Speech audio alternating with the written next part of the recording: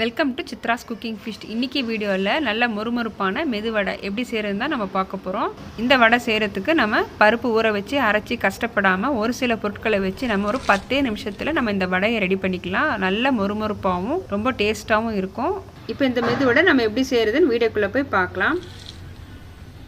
இந்த வடை செய்கிறதுக்கு நான் தேவையான பொருட்களை எடுத்து வச்சுருக்கேன். 1 கப் அவல் எடுத்திருக்கேன், 2 டேபிள் ஸ்பூன் அரிசி மாவு, 2 டேபிள் ஸ்பூன் கடலை மாவு, கொத்தமல்லி, கருவேப்பிலை, பச்சை மிளகாய், சீரகம் எடுத்திருக்கேன். இப்போ ஒரு மிக்சிங் பவுல் எடுத்திருக்கேன். இதில் 1 கப் அளவுக்கு நான் அவல் எடுத்திருக்கேன். கெட்டியான அவல் தான் எடுத்திருக்கேன். இந்த வடை செய்கிறதுக்கு நீங்கள் சிகப்பு அவல் கூட யூஸ் பண்ணலாம். இப்போ 2 தடவை நம்ம தண்ணி விட்டு வாஷ் பண்ணி எடுத்துக்கலாம். 2 தடவை அலசிட்டு நம்ம தண்ணியை வடிச்சிட்டு நல்ல தண்ணி சேர்த்து ஒரு 10 நிமிஷம் வரைக்கும் ஊற வச்சுக்கலாம்.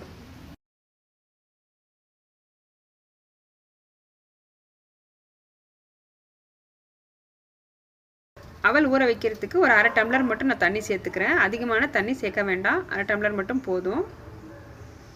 இப்போ க்ளோஸ் பண்ணி வைக்கலாம். ஒரு 10 நிமிஷம் ஊறட்டும்.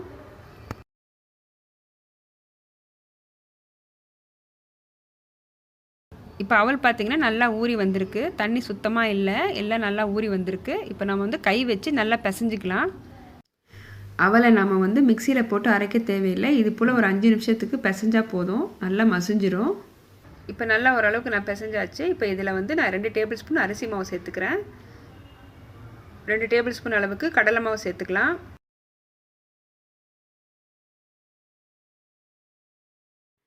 அரிசி மாவும் கடலை மாவும் சேர்க்கும் போது நமக்கு அவல் வடை பார்த்திங்கன்னா இன்னும் கிறிஸ்பியாக இருக்கும். ஒரு பெரிய வெங்காயம் பொடியாக கட் பண்ணி சேர்த்துக்கிட்டேன். கொத்தமல்லி, கருவேப்பிலை கொஞ்சம் சேர்த்துக்கலாம். காரத்துக்கு 5 பச்சை மிளகாய் சேர்த்துக்கிறேன்.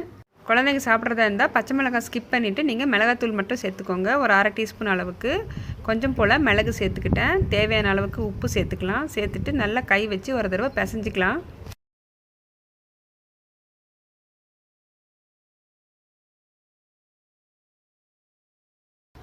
கால் டீஸ்பூன் அளவுக்கு பெருங்காயத்தூள் சேர்த்துக்கிறேன். ஒரு 1/4 டம்ளர் அளவுக்கு மட்டும் நம்ம தண்ணி சேர்த்துக்கலாம். தண்ணி அதிகமாக சேர்க்காதீங்க. தண்ணி அதிகமாக சேர்க்கும் போது நமக்கு வடையில் பார்த்திங்கன்னா எண்ணெய் அதிகமாக குடிக்கும். 1/4 டம்ளர் அளவு மட்டும் தண்ணி சேர்த்துக்கோங்க. இப்போ மாவு பார்த்திங்கன்னா நமக்கு வடை தட்டி போடுற அளவுக்கு இருக்குது. இந்த பதத்தில் இருந்தால் நமக்கு கரெக்டாக இருக்கும். கொஞ்சம் மாவு எடுத்து நம்ம ரவுண்ட் ஷேப்பாக உருட்டிட்டு நடுவில் ஓட்டை போட்டு நம்ம வெது வடைக்கெல்லாம் எப்படி தட்டுவோம் அதே போல் நீங்கள் தட்டி எடுத்துக்கோங்க. இப்போ எல்லாமே இதே போல் நம்ம செஞ்சு ரெடியாக எடுத்து வச்சுக்கலாம். கையில் இது போல் தட்டி எடுக்க வரலன்னா நீங்கள் ஒரு ஆயில் கவரோ இல்லைன்னா வாழையில் இருந்ததுன்னா அதில் கொஞ்சம் எண்ணெய் தடவிட்டு நீங்கள் இதே போல் தட்டி எடுத்துக்கலாம்.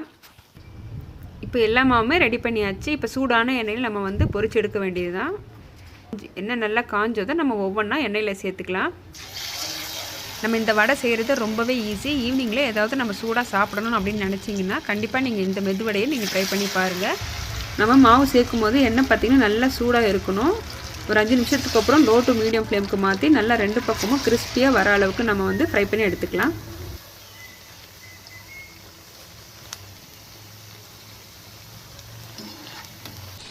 இப்போ மெதுவடை பார்த்திங்கன்னா 2 பக்கமும் வெந்து நல்லா கலர் சேஞ்ச் ஆகி வந்திருக்கு. பார்க்கவே ரொம்ப சூப்பராக இருக்குது.